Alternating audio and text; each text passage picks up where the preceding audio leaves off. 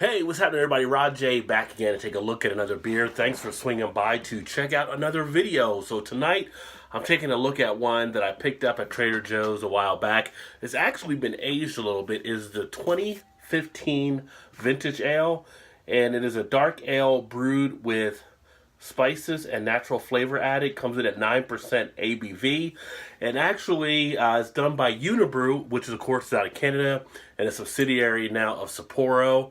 But they do some pretty good beers out of there. Many of you know the line of the Unibroue beers. This one actually has a good date. When they make these for Trader Joe's, I don't know if you can fully see that or not, they do pretty well as far as how long you can kind of go out on these beers. This one has a best by date of 9/10/18, so 3 years out even. We're about 2.5 now. Going to get into this baby. Always love a good Belgian. Ended up grabbing a bigger bottle for tonight because I'm going to actually jump on to my gaming channel in a little bit and kick back. I usually play some games there on the PS4. But let's go ahead and get this baby open. Oh, before I do, on the back side, there is a lot of writing, and this is common on a lot of their bottles of these at Trader Joe's. I'm not going to get into all those details, but I'll put the information out there if you want to check them out on the Trader Joe's site or the beer itself. You can probably find this out there on the internet, but kind of goes through a whole long write-up about the style and Unibroue and some blah, blah, blah. Let's get it open and see how this one does.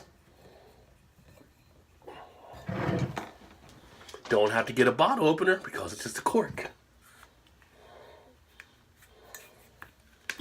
Oh, lots of smoke. Lots and lots of smoke still coming out. Now for this, I'm actually going to use what we consider more of a Belgian style glass kind of cut for this type of beer. You can see there with some of the head retention taking place as it rises up here. But a nice dark looking beer. Not even a try at this point. I'm already picking up some of the aromas. Taking a look at that appearance though, the head itself, nice, pretty much tannish type head, some good foaminess there. Hopefully we'll get some nice lacing action. Cannot see through to the other side. Very, very dark.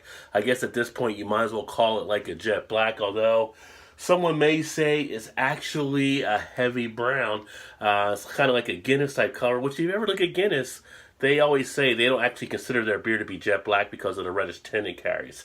Anyway, as far as the aroma, yeah, you're getting that dark fruit that you get in Belgian dark ales.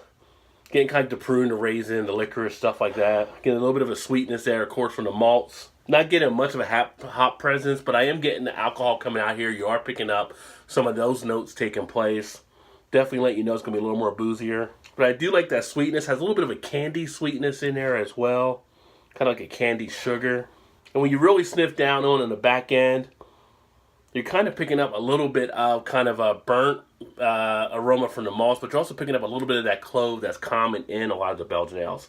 Very nice smelling beer. And of course, like I said, Unibroue does some pretty good stuff out of Canada as far as taste.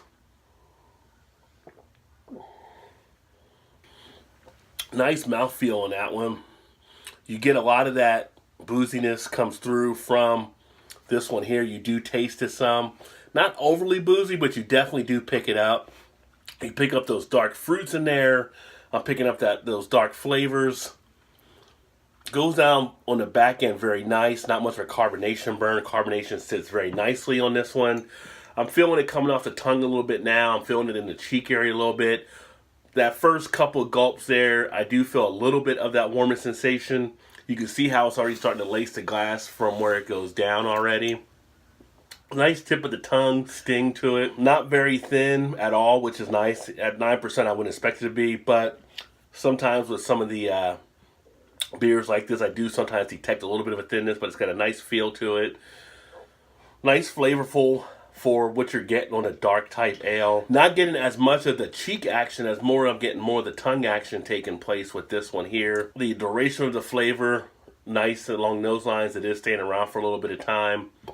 I feel my chest is getting a little more warmer now. Carbonation in the chest is picking up a little bit there as well. Definitely feel the bubbles going to work there. But as far as a dark Belgian type ale, it's pretty pleasurable. I'm getting a lot of good flavor out of it. I'm getting a little bit of that action taking place where I don't really want to rush through it. It's kind of a nice beer to sit here and take your time with. But all in all, a pretty decent beer.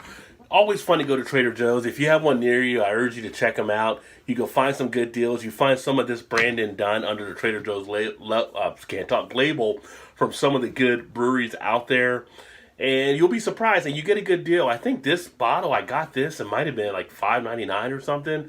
And this is a pretty decent beer. I mean, I would put it out there with some of the other Unibroue stuff that they actually make, so a pleasant surprise.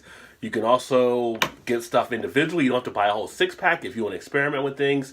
They break up packs for you, and they don't do an upcharge, so you really get a good deal there. So, always love going to Trader Joe's. And with this one, you get a nice smooth finish on the back end. So, the one thing I would say, if you're not a dark fruit fan, obviously this might be a turnoff to you, but if you're good in it with some of the darker beers and you like some of the dark fruits, you know, there's stuff that'll have those characteristics, kind of like the black licorice or the prunes, plums, things along those lines.